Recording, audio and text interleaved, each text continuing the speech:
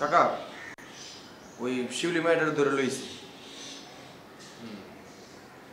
উকিল বাবু, আপনি কিছু একটা উপায় বের করুন, আরো না হয় দুদিন আমার একটা বিশ্রাম।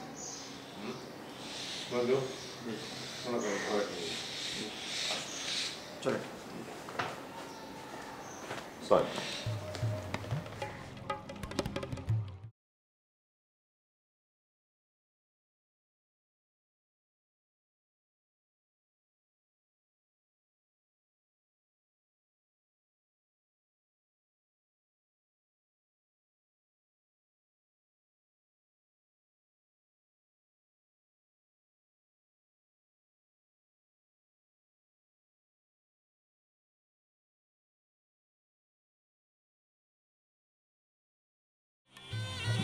কাকা এর নাম শিউলি, আমার গাওয়াল কাকার মাইয়া।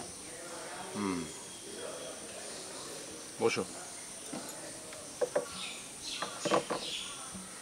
বসো।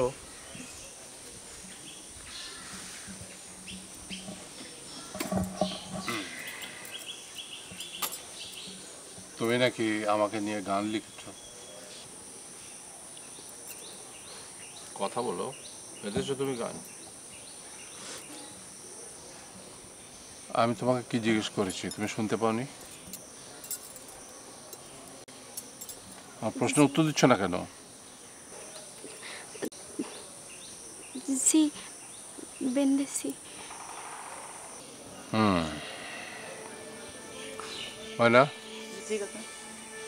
ওর জন্য এক গ্লাস লেবু শরবত নিয়ে আয়, ও শরবত খেয়ে ওই গানটা আমাকে শোনাবে।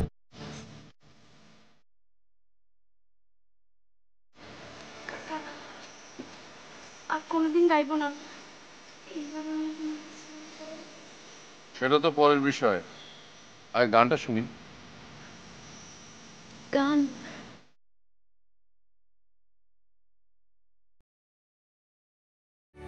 এক সে ছিল জমিদার, তার পুত্র কন্যা সার, বড় ছেলে ডাক্তার আর ছোট ইঞ্জিনিয়ার। কন্যা একটা প্রফেসর গো, আরেকটা অফিসার। জমিদারের নাম কি ছিল?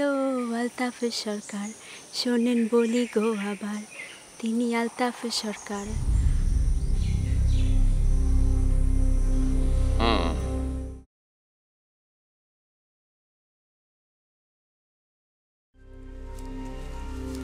প্রদীপ ভাই, তোমার বউ তো মেলা দিন ধরে অসুখে পড়ে রয়েছে। ডাক্তার কইছে তারে নিয়ে শহরে যাইতে, বড় ডাক্তার দাইতে। তার চিকিৎসার দরকার। কিন্তু তার চিকিৎসা করা তো দূরে থাক, দুই বেলা তো বাস জোটানোই মুশকিল হয়ে গেছে। ভাই এই কথাগুলো কিন্তু সত্য, কিন্তু কথাই তো চিরা ভিজে না, চিরা ভিজাইতে হয়। আর তার সঙ্গে দরকার চোখের পানি। অটোমেটিক চোখের পানি আসে কিনা সেইটা আগে দেখা দরকার। ধরো এই যে বাচ্চু, বাচ্চু হইল আলতাফ সরকার। বুড়ো মানুষ আমি শাস্তি পারবো না। আরে না বেটা, এখানে অ্যাক্টিং মানে ট্রেনিং এর জন্য তোরে আলতাফ সরকারের কথা বলছি। তো আলতাফ সরকার, তুমি ওই দূরে যাইবা, দূরে যায় দৌড়ে এসে তার পায়ে ধরে আরজি পেশ করবা, ঠিক আছে? এরকম নল ঠ্যাঙ্গার মতো দাঁড়াই রইছো কেন? যাও দূরে যায়, ওইখান থেকে দৌড়ে এসে আরজি পেশ করো। যাও দূরে যাও, যাও যাও যাও যাও। আরে শোনো, আমি অ্যাকশন না বলা পর্যন্ত আসবা না, ঠিক আছে? যাও, আরেকটু পিছিয়ে যাও। আচ্ছা যাও, এনে তামুক টান। মানে এই তামুকির নল পাইপ? হ্যাঁ হ্যাঁ।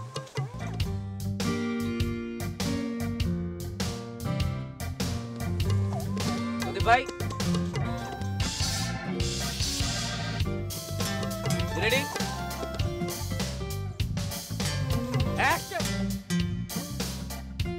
কাকা, কাকা আমারে চিনতে পারছেন কাকা?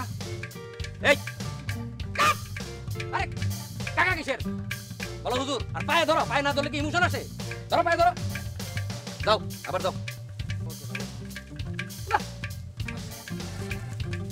রেডি, মনোযোগ দিয়ে করবা। রেডি? অ্যাকশন। হুজুর আমারে চিনতে পারছেন হুজুর? আমি আমি আমার বাপের নাম হাশিম মিয়া হুজুর। আমার 3 পুরুষের কেউ বাইসা নাই হুজুর। আমার বাপ মরে যাওয়ার পরে আমার আর কেউ নাই দুনিয়াতে হুজুর। হুজুর আমার জমি জমা ভিটা মাটি কিচ্ছু নাই হুজুর। আছে খালি একখান মোটামুটি একখান ভিটা আছে, একখান বউ।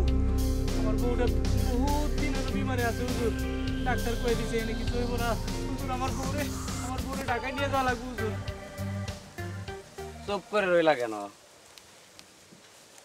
চুপ করে রইলা কেন? কি বলবো বলো। হুজুর? হুজুর আপনি আমাকে বাবা, সামনে এসে দেখো, সামনে এসে দেখো, সামনে এসে দেখো।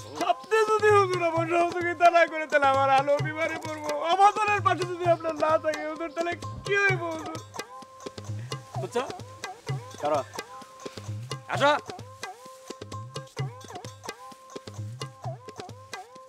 বলো, আরজি পেশ করো। আমি যেভাবে দেখালাম সেভাবে করো। আরে করো। হুজুর হুজুর আপনি হলেন আমাকে গ্রামের মাথা হুজুর। আপনি না থাকলে আমাকে কে করবো হুজুর? আমার আমার জালরে কে বাঁচাইবো হুজুর? ভেরি গুড লতিফ মিয়া। কিন্তু চোখে পানি কই? তাইলে তাহলে কি করবো? কি পানি আসে না? না, পানি না আসলে কি কি করবা জানো না তুমি? তুমি কি ব্যবস্থা? ও বন্ধু, থ্যাংক ইউ। এই যে সদর থেকে তোমাদের জন্য একটা জিনিস নিয়ে আসছি, ধরো। এটা কি? এটা হলো চোখের পানি আসার মেশিন।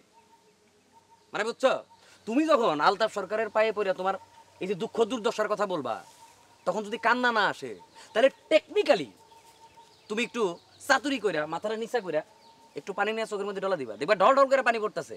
মানে এটা বের করে এখান থেকে হ্যাঁ, হ্যাঁ, রস নিয়ে চোখে লাগাই দিব? হ্যাঁ, চোখে লাগাই দিবা, ঠিক আছে? আর শোনো, ওই 50টা টাকা দাও। হ্যাঁ, মানে ঘটনা হইলো যে এইটার দাম হইলো 25, আর তুমি যে ট্রেনিং নিলা, এতক্ষণ কষ্ট করে যে তোমাকে ট্রেনিং দেওয়া হইলো, সেটার জন্য আরো 25, এই 50 টাকা। 50-50, না না 25-25, হ্যাঁ। 50-50। 25-25, 50 টাকা তো নাই। টাকা নিয়ে আসছো নাই, ট্রেনিং নিতে এসো, খুব ভালো। তাহলে একটা কাজ করো, কি করবো তুই কর। কি করবা এখন? মানবিকতা দেখাইতে হবে। বাকি কখন দিবা? বইকেলে দেই। ঠিক আছে, এরপর যদি ট্রেনিং নিতে আসো তাহলে অবশ্যই টাকা নিয়ে আসবে। হ্যাঁ, যাও। আসো না, ওই বাসায় গিয়ে ভালো করে প্র্যাকটিস করবা, ঠিক আছে? দরকার হলে আবার আসবো, যাও আচ্ছা যাও। আরে ওই তোর তো কিচ্ছু হবে না। কি হবে না? এই যে আলতাফ সরকারের যে অ্যাক্টিংটা তোর আমি করতে দিলাম, সেটা না করে তুই কি করলি? খালি এই নলটা টানলি। আরে আলতাফ সরকারের মধ্যে যে একটা ভাব গাম্ভীর্য ব্যাপার আছে, মানে প্ররোচ করে যে সে নলটা টানে, সেই ভাবটা তো তোর মধ্যে আমি দেখতে পাইলাম না। তাহলে কেমনে কি হবে? কেমনে পাবি? আমি কি আলতাফ সরকারের মতো 75 বছরের বুড়ো নাই? আর আমি সবসময় ব্যবসা নিয়ে চিন্তা করি। আমি কি ওই অভিনেতা নাকি? অ্যাক্টিং নিয়ে চিন্তা করি। আর তো লোকজন আসবে না, ট্রেনিং দিতে আসবে না, তাদের কাছ থেকে তারা আসার আগে আমরা শিখে নেবো। সমস্যা কি? ওই যে একটা ক্লায়েন্ট চলে আসছে। কি শামিম, তুমি ট্রেনিং নিতে আসছো? অশিক্ষিত মূর্খ নাকি? ট্রেনিং সেন্টারে আসছো, তুমি খালি গায়ে আসছো কেন? এটা জামা পরে আসবে না? ভাই আপনাকে একটা খবর জানেন? শিউলিরে সরকার সাহেব ধরে নিয়ে গেছে। বলো তো। আপনার দুপুরবেলা কদিন আগে ঘন্টার পর গান গেলেন না, এটা দেখে সরকার সাহেব নিয়ে গেছে। আর সে বিষয়টা খুব ভালোভাবে দেখে নাই। এটা কি? হ্যাঁ, সরকার সাহেবের বাড়িতে আছে শিউলি। চলেন চলেন।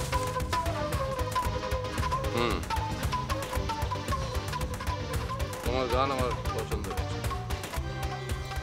খুব পছন্দ হয়েছে। এই ময়না, দাঁড়িয়ে আছিস কেন? শরবতটা দে। নাও, খাও না কাকা থাক। খাও, নাও।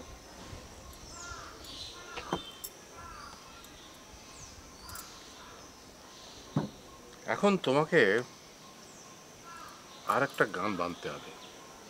না, আমাকে নিয়ে না, আমার ছেলে মেয়েদের নিয়ে। আমার ছেলে মেয়েগুলো শহরে থাকে, ওরা কিছুতেই গ্রামে আসতে চায় না। সেই জন্যে ওদেরকে তিরস্কার করে তুমি একটি গান লিখবে, এবং সেই গানটি যদি আমার পছন্দ হয় তাহলে তুমি যা চাইবে তাই পাবে। আমার কথা কি বুঝতে পেরেছ? জি না।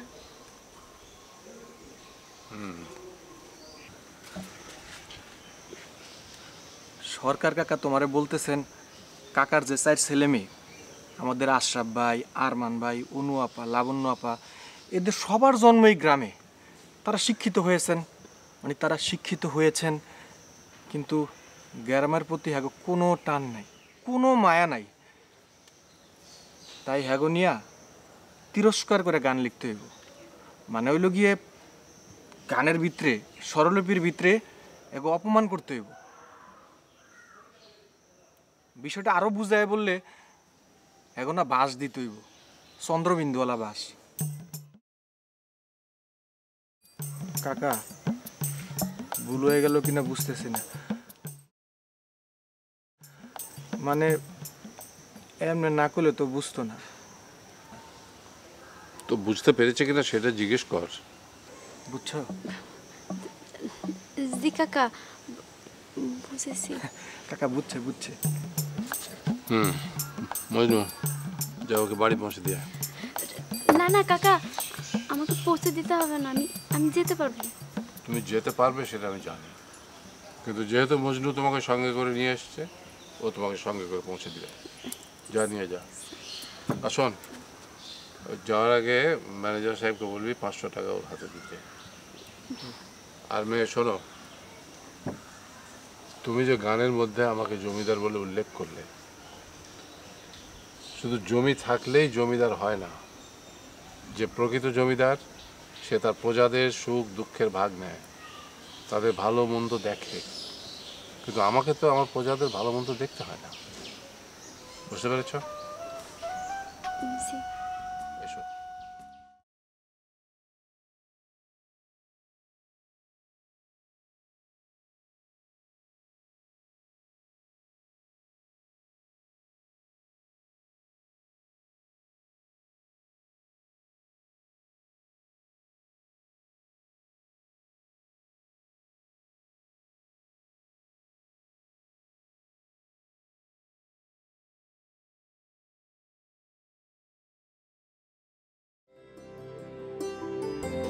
মাগো, মা, একটু পানি লয় আয়।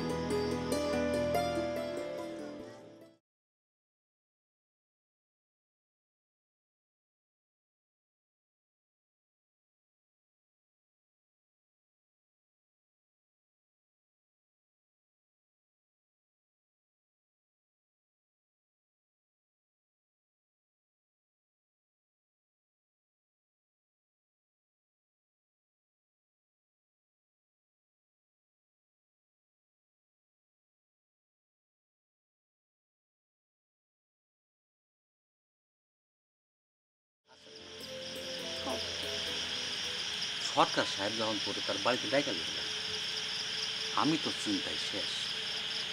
গীতের জন্য কিছু কইছে নাকি? না বাবজান, তাই আমার প্রথমে ভয় লাগছিল যে কিছু মনে হয় বলবে, কিন্তু পরে মনে হইলে খুশি হয়েছে। ওরে গোপুর হাজির বাড়ির পাশে ভুট্টো রাজার বাড়ি, ভুট্টো রাজা বিরা কইল অপূর্ব সুন্দরী, শান্তি খাতুন নামে কন্যা, অল্প বয়সের নারী। আরে লারে লারে লারে লারে। আম্মা, হ্যাঁ। আগের দিনে রাজা বাদশাকে নিয়ে এরকম মেলা গীত রচনা হইতো। এখন রাজা বাদশাও নাই, গীতও রচনা হয় না। তো বাবজান, একটা ঝামেলা আছে। ঝামেলা? সরকার কাকা কইল ওনার ছেলে মেয়েদেরকে নিয়ে তিরস্কার করে একটা গান রচনা করতে, আর কইল যদি তার পছন্দ হয় আমি যা চাইবো তাই আমারে দিবেন। তাই নাকি? হ্যাঁ। আম্মা, পুরস্কারের আশায় কোনো কিছু করতে হয় না, অন্তর থেকে করতে হয়। কিন্তু বাবজান, শুনেছি সরকার কাকার ছেলে মেয়েরা শহরে অনেক বড় মানুষ হয়েছে, আর তাদেরকে নিয়ে তিরস্কার করে গীত। আর মজনু ভাই আবার কইল তিরস্কার মানে নাকি অপমান। সে তো এক রকমের অপমান। অপমান না, এই যে সরকার সাহেবের মাইয়া শহরের কলেজে বড় শিক্ষকতা করে, তাতে আমাকে কি হয়েছে? আমাকে গ্রামের ভালো শিক্ষিতর অভাবে ছেলেমেয়েরা পড়ালেখা করতে পারে না, তো তারই তিরস্কার করবে না তো কি করবে? আর ওই যে বড় তুলা আশরাফ সাহেব শহরের বিরাট বড় ডাক্তার, তাতে আমাকে গ্রামের কি হয়েছে? আমাকে গ্রামের লোকজন অসুখ বিসুখে মইরা দেয়, দেখি এসে দেখে দেখে না, তো তারই তিরস্কার করলে আমাকে কি? এরা তিরস্কার করাই ভালো। আম্মা এত কি ভাবতেছিস? না ভাবছেন কিছু না, তুমি কও। আরে আইসো চাচা বসো পাশে খাও রে বাটার পান, আজ হইতে সোনার জৈবন তোমায় করলাম দান। চির দাঁতে মেথি দিয়া মিষ্টি কথা কয়, আর ঘাটের নৌকা ঘাটে বান্দা মাঝি নৌকায় নাই, আর ঘাটের নৌকা ঘাটে বান্দা মাঝি ঘাটে নাই। আরে আইসো চাচা বসো পাশে খাও রে বাটার পান, আজ হইতে সোনার জৈবন তোমায় করলাম দান। চির দাঁতে মেথি দিয়া মিষ্টি কথা কয়, আর ঘাটের নৌকা ঘাটে বান্দা মাঝি নৌকায় নাই।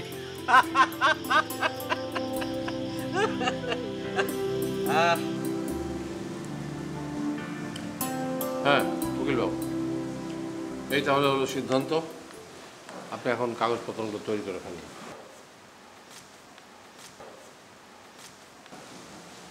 আপনি তো কালকে গেলে রোববার ফিরে আসবেন, তাই তো? জি। আচ্ছা উকিল বাবু, আমার ম্যানেজার কি কখনো আপনার সাথে আলাদা করে কথা বলতে চেয়েছে? এটাই তো স্বাভাবিক স্যার। একজন মানুষ দীর্ঘদিন ধরে আপনার সাথে কাজ করছে এবং সে নিজেকে আপনার একান্তই বিশ্বস্ত এবং কাছের মানুষ মনে করে। আপনি যখন তার কাছ থেকে কোনো কিছু গোপন করতে চাইবেন, তিনি আহত হবেন, এটাই তো স্বাভাবিক। তবে ওকালতি করতে গিয়ে একটা জিনিস শিখেছি স্যার, খুব নিতান্তই প্রয়োজন না হলে একজনের বিষয় আরেকজনকে না বলাই ভালো।